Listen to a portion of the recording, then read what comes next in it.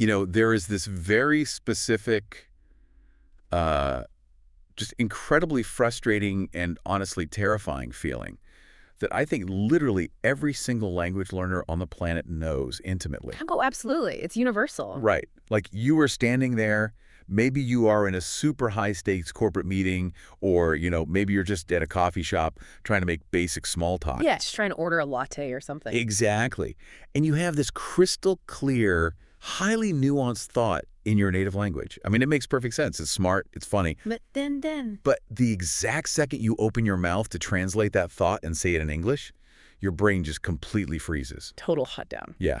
It's as like someone walked into the room and just pulled the main power plug on your vocabulary. That is the perfect way to describe it. You know the words are in there somewhere, right? Yeah. Like you can literally picture the textbook page you learned them on. You can see the highlight. Yes. Yes. But you're just left standing there in this heavy, awkward silence, feeling your heart rate spike. Yeah, it is the absolute definition of the fluency freeze. And it's a deeply psychological phenomenon, not just an educational one. Really? How so? Well, because you understand exactly what is happening around you. You can read the complex emails, you can watch movies without subtitles. Right, the listening comprehension is there. Exactly. You can listen to incredibly fast-paced conversations, but the output, like the actual physical, active speaking part, it feels like trying to sprint through waist-deep water. Oh man, that is exactly what it feels like, just exhausting. It really is. And quite frankly, it makes a lot of incredibly intelligent people feel like they're just, well, not smart enough to speak English. Which is crazy because they're brilliant in their native language. Right. They internalize that freeze as a personal failure, which is completely untrue. Exactly. And I want to speak directly to you, the listener, right now. If you have ever felt that panic, if you've ever felt that heavy silence when it is your turn to speak, or, if you find yourself mentally translating sentences for 5 minutes before you dare to open your mouth, you are in exactly the right place today. You really are. Because today's deep dive is built on a fascinating stack of linguistic research, behavioral psychology notes, and the core 521-word fluency method. Our mission today is to synthesize all of this into a single, actionable roadmap for you. That's a completely different approach than what you're used to. Yeah, we're going to show you how to speak clear, confident English using just 521 words. Just 521. Yes, you heard that right. 521 words. We are making a massive promise to you today. No difficult grammar rules to memorize, no massive lists of vocabulary words to hoard. No more flashcards. Thank goodness. No need for an expensive private teacher, and no long, exhausting hours of study. That is the promise, and we are going to deliver on it by attacking the true root cause of the problem. But I do want to set the tone right away. Yeah, go for it. We are not just going to passively talk about linguistic theories today. We are actually going to train your spoken English in real time as we go. I love that. Active practice. Right. We're going to explain not just what these 521 words are, but the underlying neuroscience of why your brain desperately needs them and, how you can start using them immediately to bypass that horrible fear response. Because by the end of our time together, that heavy feeling of panic that you get when you try to speak, we're going to systematically dismantle it. Absolutely. Piece by piece. Okay, let's unpack this right from the very beginning. Because when we talk about learning English, or really any language, there is this giant, terrifying number that always gets thrown around by academics in language schools. Oh, I know the exact number you're talking about. Yeah, and that number is 170,000. It's just massive. There are roughly 170,000 words in current use in the English language vocabulary. When you hear that number as a learner, it is no wonder you feel completely overwhelmed. Right. It feels impossible. It feels like you are standing at the bottom of Mount Everest in flip-flops. What's fascinating here is that the number 170,000 is completely irrelevant to your daily life. Irrelevant, really. Entirely. It is, for all intents and purposes, a statistical illusion. It's the great vocabulary illusion that basically keeps the entire language learning industry in business. Oh, wow. So it's a marketing tactic almost. Pretty much. I mean, yes, the Oxford English Dictionary is incredibly thick, but even highly educated native English speakers, people with advanced degrees, lawyers, authors, they do not use anywhere near 170,000 words in their active spoken vocabulary. So what's the actual number for a native speaker? A normal, fluent native speaker uses only about 2,000 to 3,000 words in their daily communication. Wait, really? Just 2,000 to 3,000? Yeah. And that covers everything from ordering breakfast to negotiating a salary. But here is the truly shocking truth that emerges from linguistic frequency analysis. You can achieve fluent, effective daily communication with just 521 high-frequency words. But wait, let me push back on this because I know exactly what you, the listener, might be thinking right now. Sure, go ahead. You are looking at your own experience and thinking, but I already know 500 words. I probably know 1,000 words. I understand English when I hear it, but when I try to speak, I still feel like I just don't know enough words. It's a very calming feeling. Right. So if 521 is the magic number, why do we spend years, literally years, collecting words like rare trading cards, memorizing these long lists of advanced adjectives, but we still cannot hold a basic 3-minute conversation about our day without stumbling? That is the crux of the issue. And, well, it is a brilliant pushback. The real problem you are facing is not a lack of vocabulary. It's not. No, you already have the inventory. The real problem is the methodology. You have been taught that language is an academic subject, like history or biology. Right, where you just cram facts. Exactly. But you do not learn a language by memorizing a dictionary or passing a multiple choice test. Think about how a child acquires their native language. They definitely aren't using flashcards. Right. Does a 3-year-old child sit in their bedroom with a massive textbook memorizing thousands of advanced adjectives and irregular verb conjugation? Of course not. That would be absurd. A child hears a very small group of highly versatile, simple words. Words like I, you, go, come, good, bad, time, food, want, need. And they hear and use those specific words thousands of times in hundreds of different contexts. So it's about repetition of the basics. Exactly. Language is not learned by collecting, it is learned by executing. Speaking English is not about knowing an impressive number of words. It is about taking a remarkably small group of tools and using them with extreme efficiency. That is such a crucial distinction. We treat language like a history test, where we have to, memorize every single date and obscure fact to get an A, rather than treating it like a hammer that we just pick up and use to build something. That's a great analogy. And because we treat it like an academic test, we're just terrified of failing it. Exactly. And the traditional education system completely relies on the grammar translation method because, well, it is very easy to grade. Oh, totally. Right or wrong answers. Yeah. It's easy for a teacher to look at a piece of paper and mark a red X next to a misspelled word. It is much harder to grade the fluid transfer of human meaning. That makes a lot of sense. And so learners are conditioned to believe that complex is always better. To help our listener really internalize how damaging this mindset is, let's look at how we talk about difficult things. Okay, let's do it. Often, learners try to explain a struggle by searching for the most complicated words possible, just trying to sound smart, and as a result, they completely freeze. Right. And as adults, we have this massive ego attached to our intelligence. We want to sound as smart in English as we do in our native language. Which is totally understandable. Absolutely. So here is our first practical application for you. When you want to explain a complex idea, stop trying to find the academic's vocabulary. Try starting with this natural, native-sounding spoken chunk. The simple way to think about it is... Oh, I love that phrase. Yeah, let me repeat it. The simple way to think about it is, try saying that out loud wherever you are right now, just to get the feel of it in your mouth. The simple way to think about it is... If we strip the ego out of communication, everything becomes lighter. Let's put that chunk into practice. Give us an example. Let's say a learner wants to express to their colleague that the new software system they are learning is hard to understand. A weak, unnatural, textbook-heavy sentence might be, this software is profoundly difficult for my immediate comprehension. Wow, that is heavy. It's clunky. It takes massive mental effort to construct. It really does. Let's translate that into actual human English. Let's upgrade that to a natural, comfortable sentence using our simple chunk. Okay, what would that sound like? You could just say, the simple way to think about it is, this software feels difficult at first, but it gets easier. Notice how much better that flows.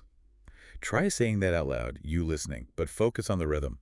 The simple way to think about it is, this software feels difficult at first, but it gets easier. Night and day.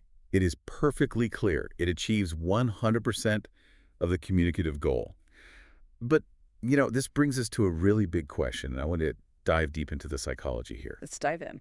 If we don't need a massive dictionary of 170,000 words or even 3,000 words to speak effectively, Then what exactly does it mean to be fluent? Ah, the definition of fluency. Right, because I think society, and especially the academic world, defines fluency as knowing every single word and literally never making a grammatical error. They absolutely do, and that is a massive systemic misconception that is actively harming learners. Actively harming them. Yes, because it sets an impossible standard. We need to completely redefine fluency for the real world. Fluency does not mean using big, complex, multisyllabic words. So what does it mean? Fluency at its core simply means speaking smoothly without stopping. It is about the velocity of meaning. It is about flow, not vocabulary size. Flow. Yes, you can be completely fluent using only 500 words, and you can be incredibly halting and broken using 5,000 words. Flow. I really love that word. It is like water moving down a river. Hmm. It doesn't need to be a massive, deep ocean. It just needs to keep moving forward around the rocks. If the water stops, well, it's just a puddle. Precisely. That's a beautiful way to picture it. And if we look at the neuroscience of speaking, which is where the 521-word method gets its true power, it explains exactly why big words actually destroy your flow. Okay, bring the neuroscience down for us. Human working memory is quite limited. We can only hold a few chunks of information in our active mind at one time.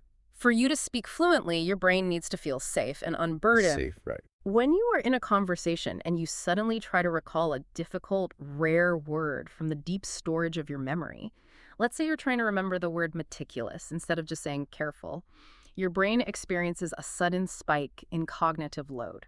And when that cognitive load spikes, the panic sets in. Exactly. It creates immense pressure. The amygdala, which is the fear and emotional processing center of your brain, actually lights up.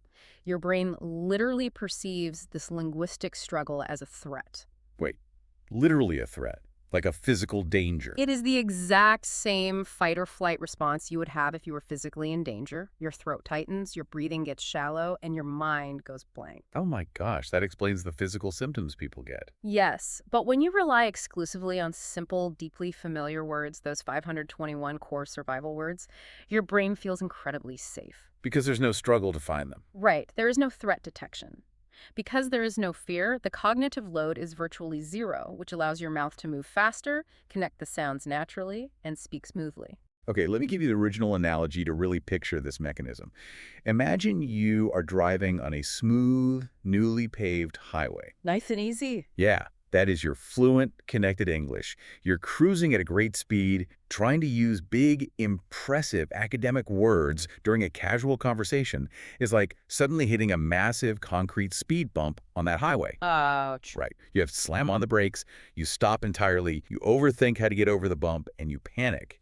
And the worst part is the person you are talking to, the passenger in your car, is just sitting there, waiting awkwardly for you to get over the speed bump. Exactly. They don't care about the bump, they just want to get to the destination. That is a brilliant visualization. The 521 words are not a restriction. They are the removal of the speed bumps. They keep the highway perfectly flat so you can just drive. You are lowering the friction of communication. And understanding this concept of cognitive friction is so important. Yeah. We want you to be able to talk about this exact phenomenon in English. Yes, let's give them some language for this. Here is a highly reusable chunk of language for you that you can use anytime you are explaining a problem or a bottleneck.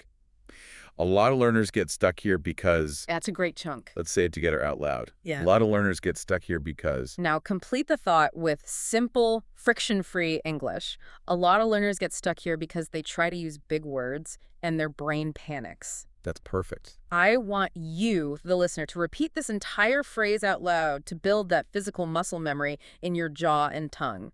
A lot of learners get stuck here because they try to use big words. Say it right now, don't just listen. Right. By practicing this out loud, you are not just passively learning a theory about English, you are actively engaging the physical motor skills required to speak it. So we know we only need these 521 safe words to keep the highway smooth and keep the amygdala from firing the panic alarm. But this raises a huge logistical question. What's that? If I just have a pile of 521 individual words sitting on a table, I still can't have a conversation. How do we actually connect these words together to form meaning? The structural question. Yeah, because the traditional answer is study grammar for 5 years, and we already know that leads to the fluency freeze. How do we build sentences without getting completely trapped in terrible mathematical grammar rules? This is where we introduce the secret engine of the English language. We are talking about sentence patterns. And honestly, this is a massive paradigm shift. Okay, I'm listening. Listen carefully to this rule.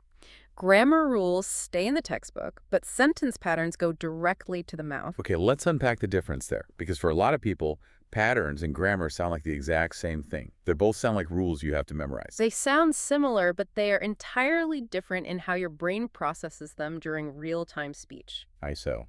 Grammar is mathematical and analytical. It is syntactic processing. It asks you to think about subject-verb agreement, irregular verb conjugation, tense shifting, and prepositions before you even open your mouth. Just hearing that list stresses me out. Right. It is a formula that you have to calculate on the fly.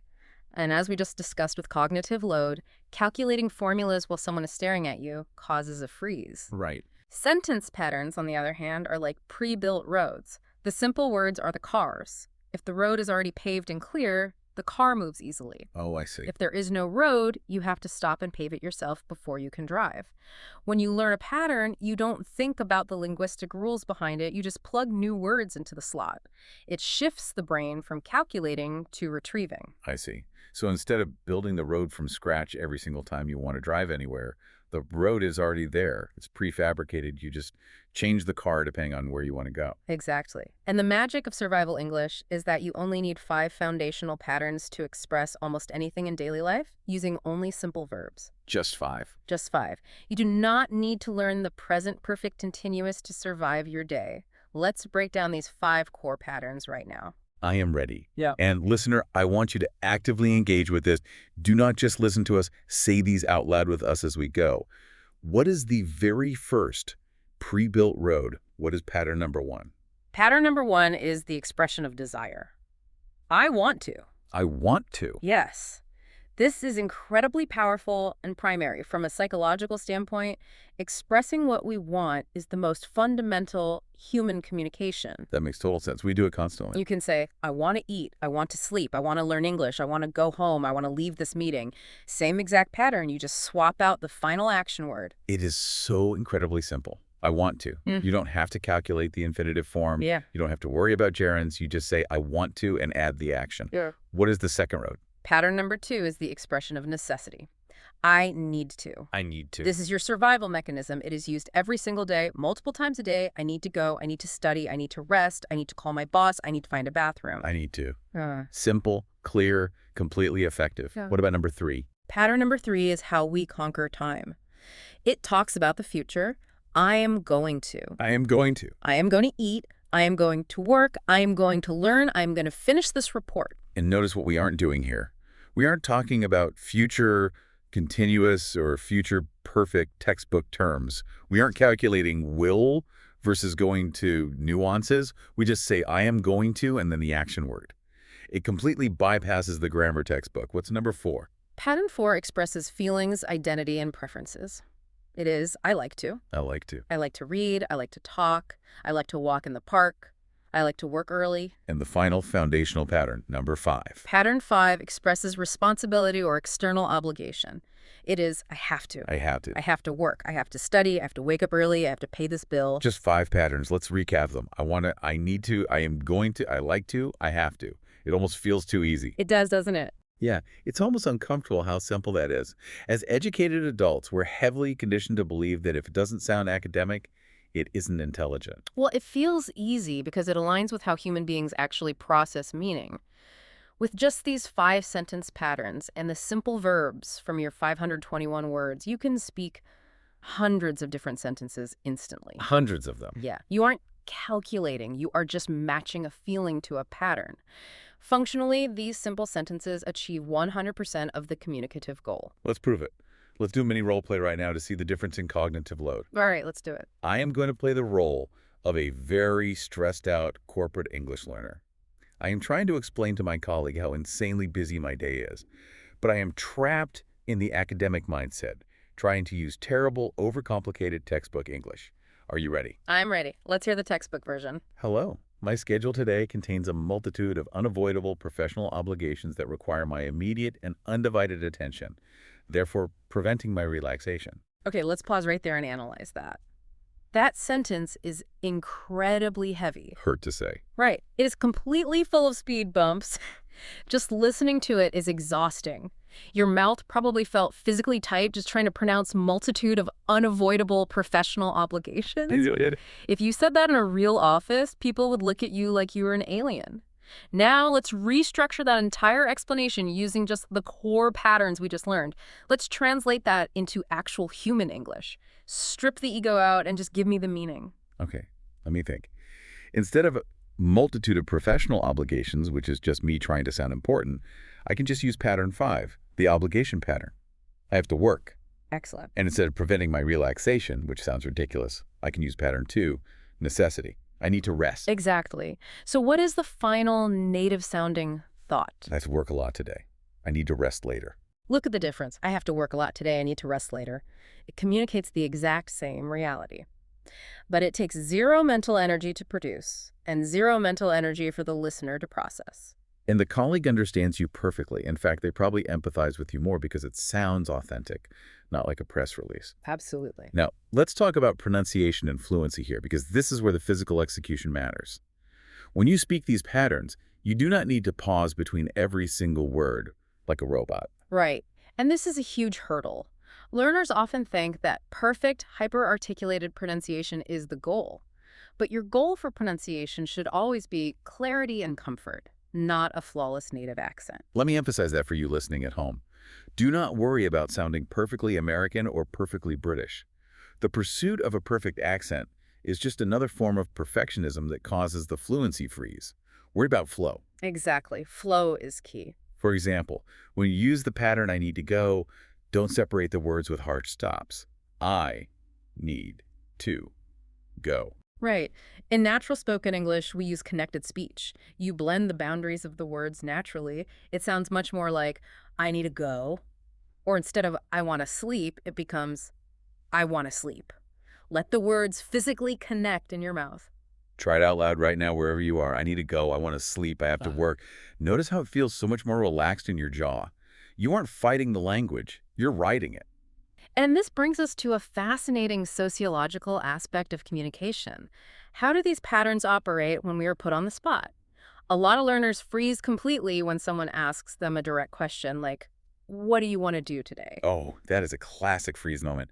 The learner panics, searches their mental dictionary, and tries to construct a masterpiece. Like, my preference would dictate that we engage in outdoor activities due to the pleasant weather. Yes, it's so unnatural. But using our simple patterns, you bypass the panic completely. You could just say, I want to go outside. I need to get some air. That is it. That is the whole communication. You answer the question, express a desire, and gave a reason, all in about 2 seconds of cognitive processing time. Here's where it gets really interesting. We have these pre-built roads, these patterns, but how do they work in actual, messy, unpredictable daily life? Oh, that's the best part. Because in a traditional grammar textbook, the examples are always about completely irrelevant things. It's always, John goes to the library to read a blue book, or the cat is under the table. Nobody talks like that in the real world. We don't spend our days narrating the location of cats. We certainly do not. And this is a major flaw in how adults are taught.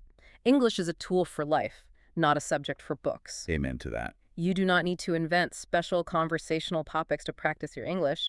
Your messy, mundane, actual daily life is the ultimate topic. Your morning routine, your commute to work, dealing with difficult people, expressing your physical and mental feelings, these are the absolute core of human existence. If you can master talking about these things, you are functionally fluent. Let's walk through a real-life application of this survival English scenario by scenario. Let's start with the morning. A textbook might have you write an essay saying, I awaken at the break of dawn and experience a profound sense of fatigue before consuming my morning beverage. Which is, frankly, ridiculous. Yeah. Using our 521 survival words, your actual lived morning is incredibly simple and much more authentic. I wake up early, I feel tired, I need water. 3 short, punchy sentences. I wake up early, I feel tired, I need water. Say that out loud, listener.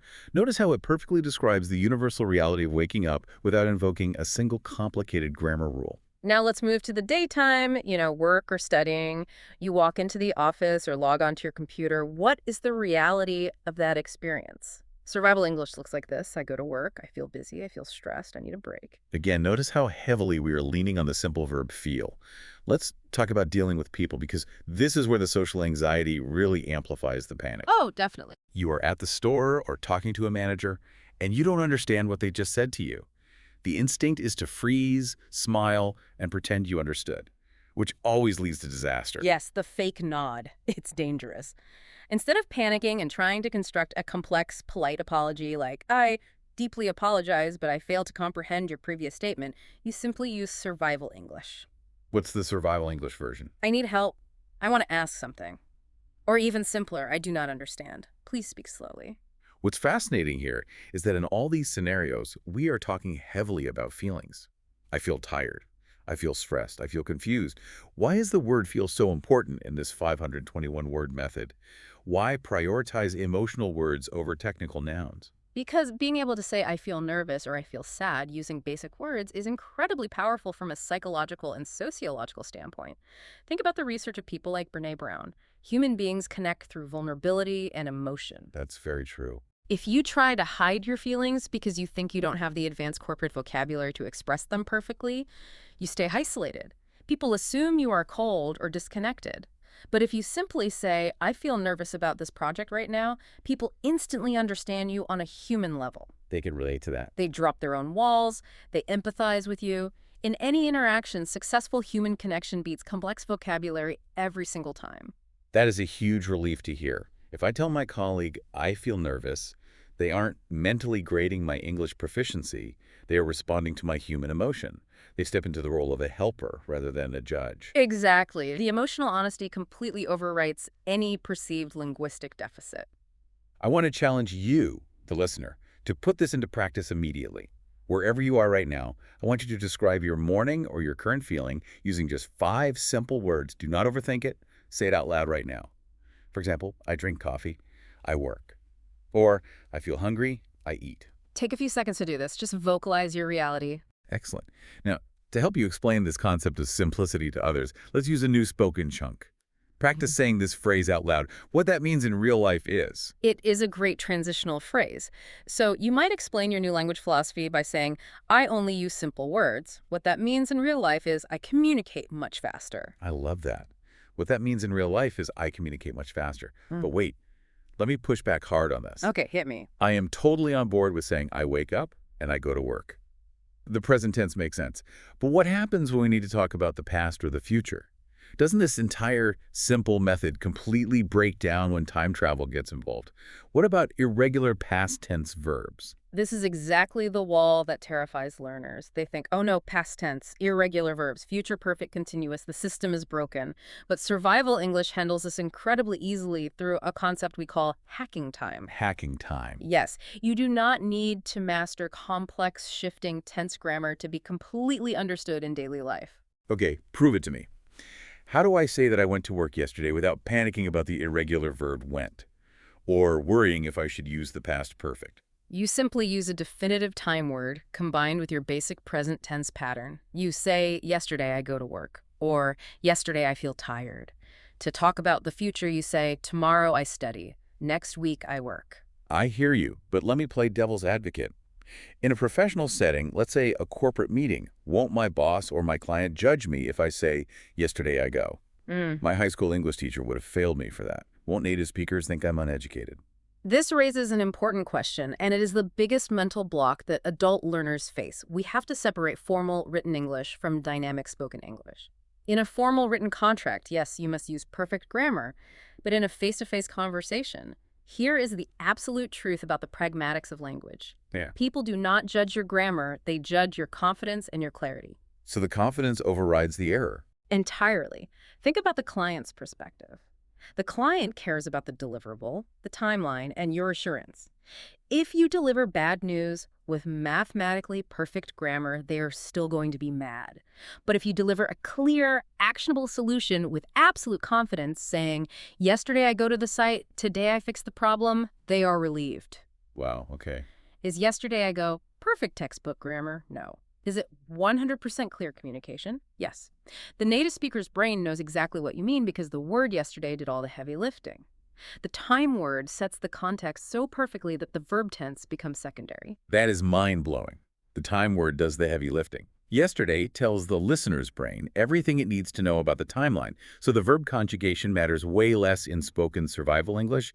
It's about the transfer of meaning, not the passing of a test. Correct. When you are in a survival situation, which is what most spoken language is, trying to get a point across quickly before the other person loses attention, grammar rules are always secondary to clarity. This is such a profound shift in mindset.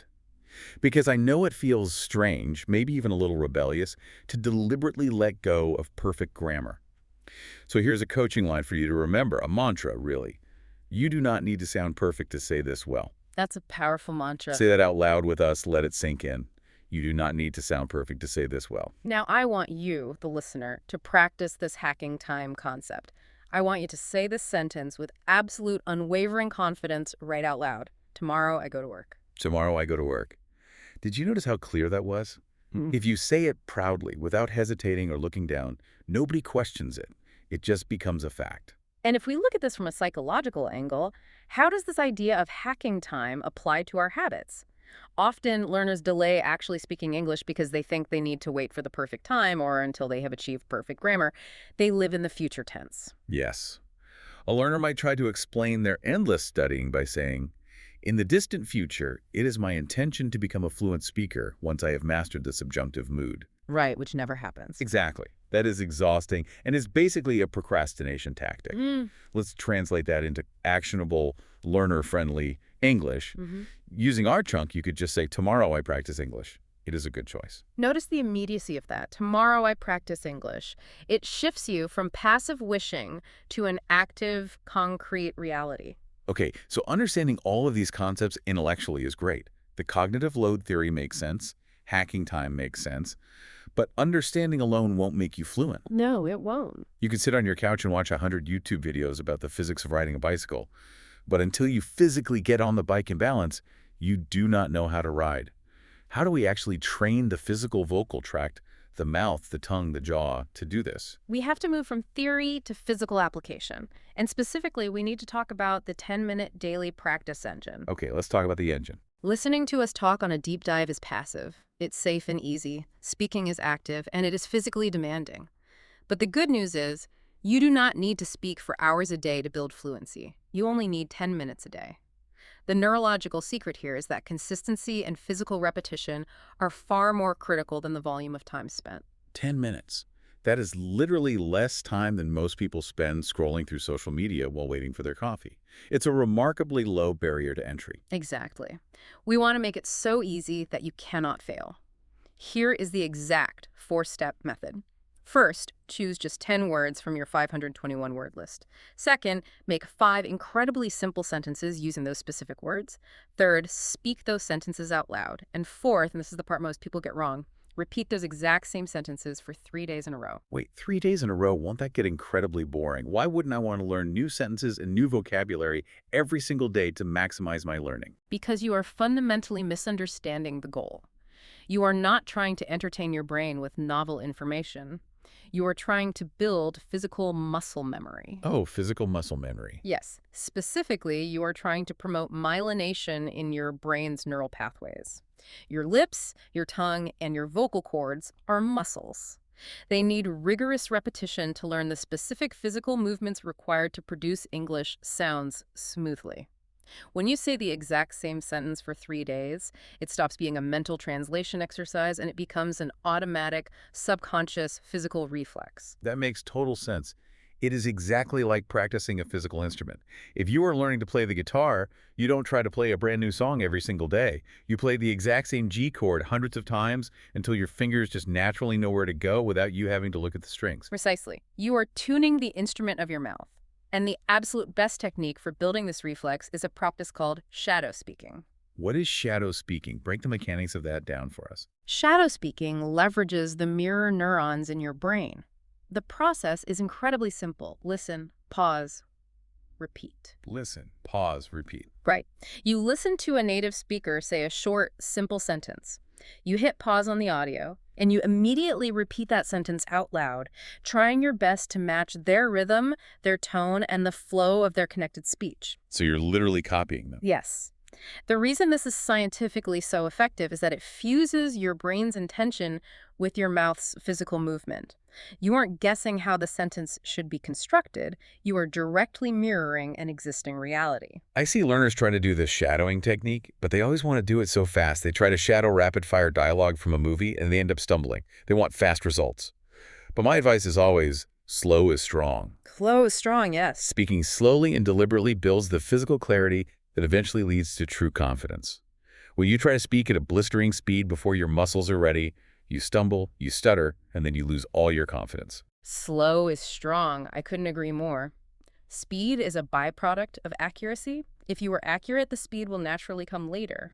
Let's do an actual real-time shadow speaking exercise right now in the middle of this deep dive so the listener can feel exactly what we mean. I'm going to use our spoken chunk to introduce it. Let me give you a simple example. I will say a short sentence. You, the listener, will listen. I will leave a pause, and you must repeat it out loud wherever you are. Match my slow, deliberate rhythm. Ready? Go for it. I want to learn English. I need to practice daily. Slow speaking is strong speaking. How did that feel? Notice how the physical act of pushing air out of your lungs and shaping the words changes your relationship with the language. You aren't just thinking about English, you are physically producing it. You are manipulating reality. Let's revisit this idea of shadow speaking in the context of authenticity, because some people resist this. They feel that simply repeating someone else's words makes them feel like a parrot. They think it isn't authentic. Right. An overthinking learner might say, repeating prefabricated phrases lacks the authenticity of genuine self-expression.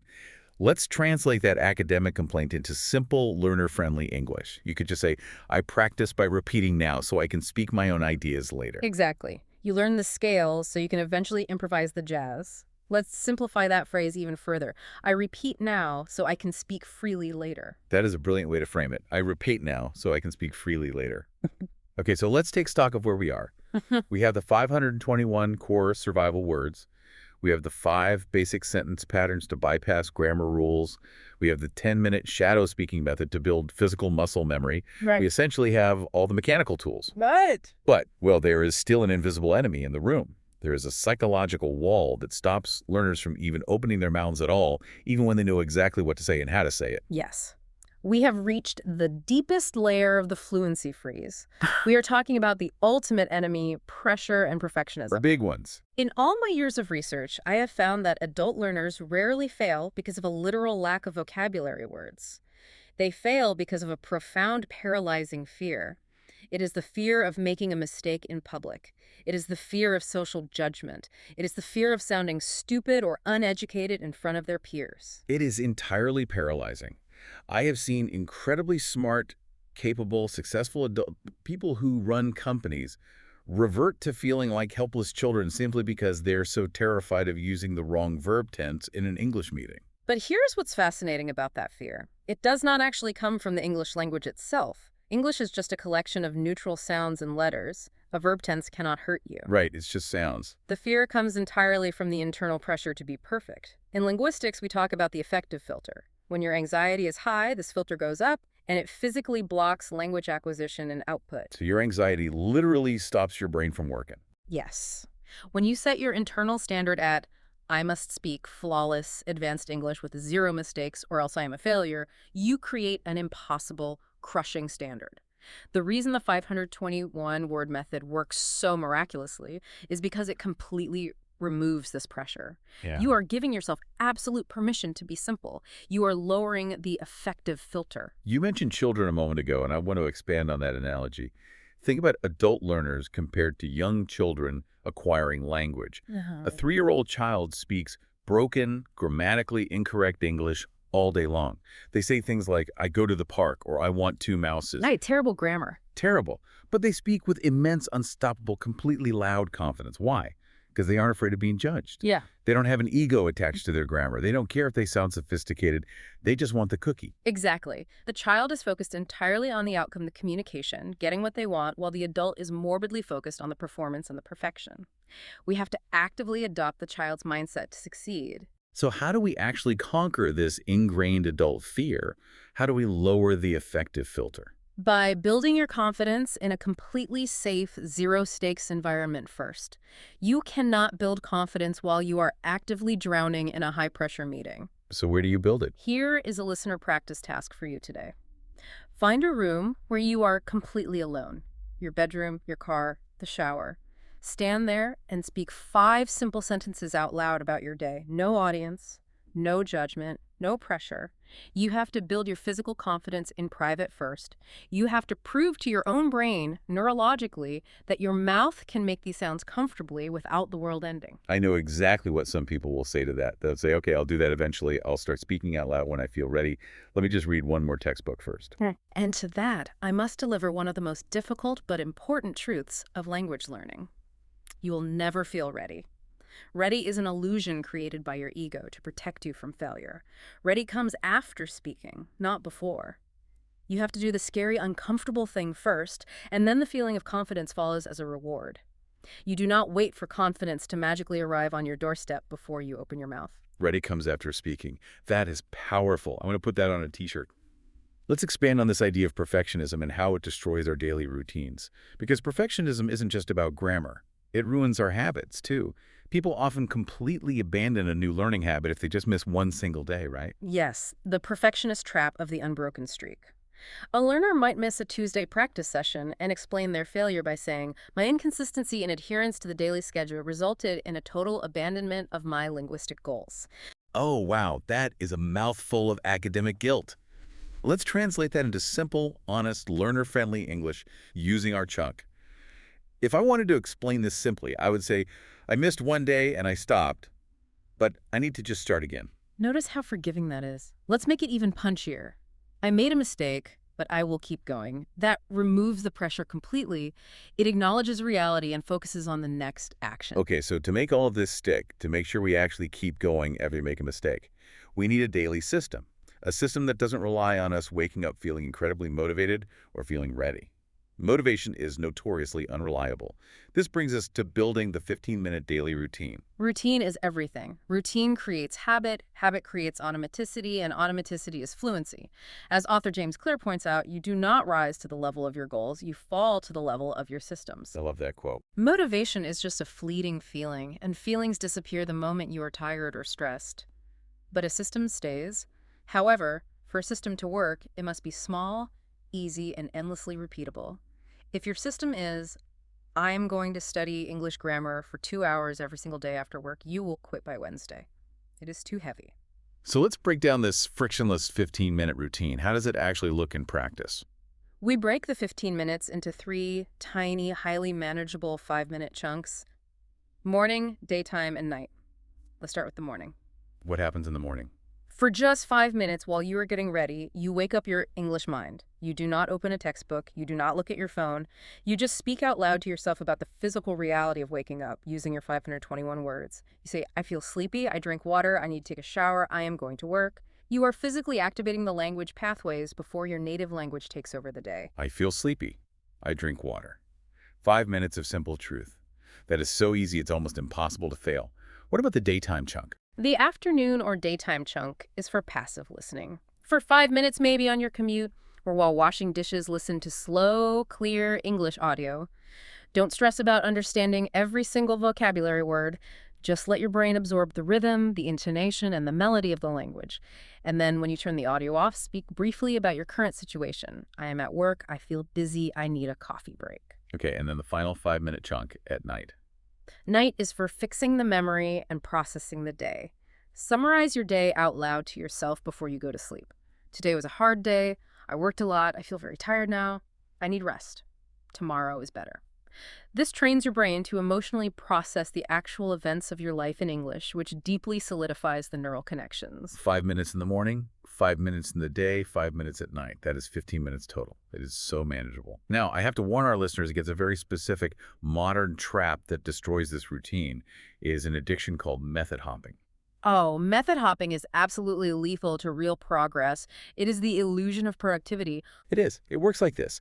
You try this simple 15-minute routine for 2 days, but it feels too simple. So you go on YouTube and you watch a video from a guru telling you that you must memorize 100 phrasal verbs. So you switch your entire routine to flashcards. Then 3 days later, you get bored and you see an ad for a new gamified app with points and badges. So you buy that and switch again. You're constantly changing teachers, methods, and apps every single week, looking for a dopamine hit. It's exhausting just hearing about it. So what does this all mean? It means steady, boring, repetitive progress always wins. Jumping from method to method just creates absolute chaos in your brain and prevents any deep myelination from occurring. This raises an important question that learners always ask. What happens if life gets crazy and you simply have to skip a day? What's the rule there? The golden rule of habit formation is do not skip a single day. If 15 minutes is truly too much on a chaotic day, scale it down to 2 minutes. Just say 5 sentences out loud while you are in the shower. English is a physical muscle. If you stop using it entirely for a week, it weakens, and more importantly, the psychological fear of speaking returns. Consistency is what keeps the fear away. Let's do a quick expansion on this idea of boring progress. People love excitement. The modern internet has trained us to need constant entertainment. But excitement doesn't build deep fluency. Repetition does. True. An academic might say, I require constant novel stimuli and gamification to maintain my engagement with the educational material. Again, way too complicated and totally missing the point of mastery. Using our simple chunk, let's translate that. A lot of learners get stuck here because they want English to be exciting every single day. But simple daily practice works much better. Let's distill that down to a core mantra. Boring practice every day brings real fluency. Boring practice every day brings real fluency. It is the absolute truth. Now, to prove to you how incredibly effective this 15-minute system is, and to prove that these 521 words are truly all you need to survive and thrive, we are issuing a direct challenge. We are challenging you, the listener, to take action right now. We call this the 7-Day Speaking Challenge. This is the moment of truth. This is where we transform all the passive listening you have done today into active, confident, physical expression. We have built a highly structured, actionable 7-day plan that you can start the moment this audio finishes. Let's walk through the days step by step so there's zero confusion. What exactly happens on day 1? Day 1 is about lowering the affective filter. Listen to a section of this deep dive or any simple, clear English podcast just once, purely for meaning. Do not write anything down. Do not pause it to look up words. Just let the audio wash over you and focus only on understanding the general idea. Learn to be comfortable with ambiguity. Okay, nice and easy, no pressure. What is day 2? Day 2 is about harvesting tools. Replay that exact same audio, but this time, sit down with a pen and write down 8 useful chunks of language. Just like the natural phrases we taught today, like the simple way to think about it is, or I need to, write down 8 small phrases that you actually like and could see yourself using. Day 3. We get physical, right? Exactly.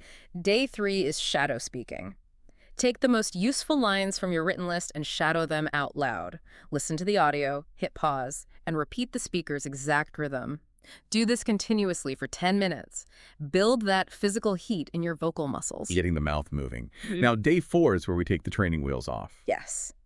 Day 4, talk about a completely mundane daily topic like your job or your commute completely out loud without any notes for 2 solid minutes straight. Just pace around your room and use your 521 basic words. I go to work, I feel tired, I talk to my boss, I want to go home. Keep the flow going no matter what. 2 minutes of uninterrupted speaking feels like a marathon at first, but it is so empowering. What is day 5?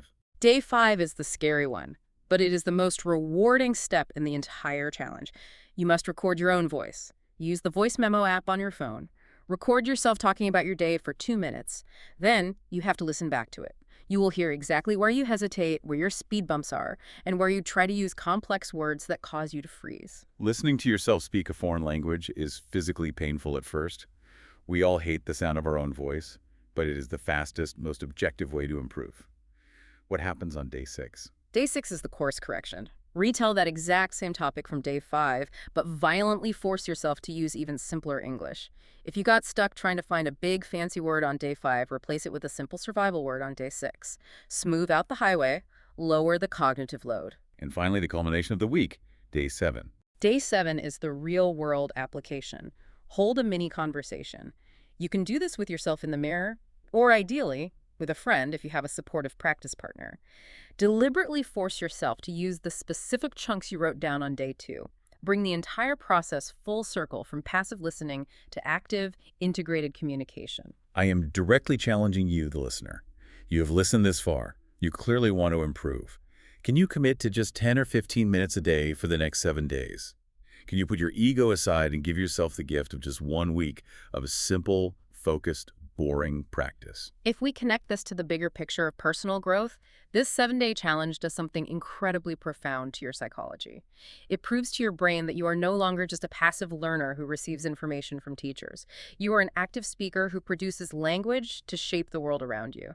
That identity shift is massive. Let's do one final translation to really cement the psychology of this challenge, because I know sometimes learners feel foolish practicing alone in their rooms. Yes, the ego speaks up again. They might complain, engaging in solitary dialogues feels inherently absurd and counterproductive to real social interaction. Let's translate that heavy skepticism into learner-friendly English. I feel silly talking to myself, but it is the best way to practice without fear. Let's make it even more direct. Speaking alone feels silly, but it builds my confidence. That is the perfect summary. Speaking alone feels silly, but it builds my confidence. As we wrap up this deep dive, I want to leave you with a more philosophical takeaway to mull over. We have spent this entire time talking about the power of limiting your vocabulary to just 521 words. In almost every area of modern life, we are taught that limitations are bad. We think having fewer tools, fewer options, or less money makes us weaker. But consider how intentionally limiting your options actually sets you free from paralysis. Oh, absolutely. When you finally stop chasing the 170,000 dictionary words you do not know, you finally give yourself permission to master the 521 words you do know. It completely eliminates decision fatigue. It removes the suffocating pressure of perfectionism. It gives your brain a safe, well-lit playground instead of a dark, terrifying forest.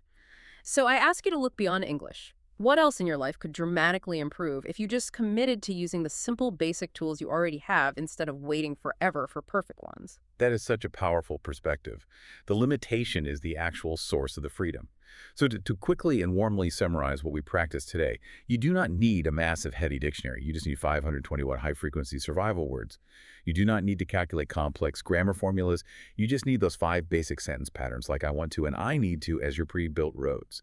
You conquer the fluency freeze not by studying more textbooks, but by practicing in safe, small, boring 15-minute daily routines. Shadow speaking is your best friend. And above all, remember that ready comes after speaking. And your ultimate goal is always to express your human reality, not to impress an imaginary grammar teacher. Clear communication and human connection always win. Exactly. We really hope this has changed how you view your own potential. If you want more deep dives like this, where we synthesize the noise into clear takeaways, break down language learning, and actually practice speaking together, please make sure you subscribe to English on Mic. Leave a like on this video so we know you enjoyed the interactive, practical format. We are here to help you turn that painful frustration into effortless fluency. You have the tools now. You have the words. Keep practicing, keep speaking, and we will catch you in the next one.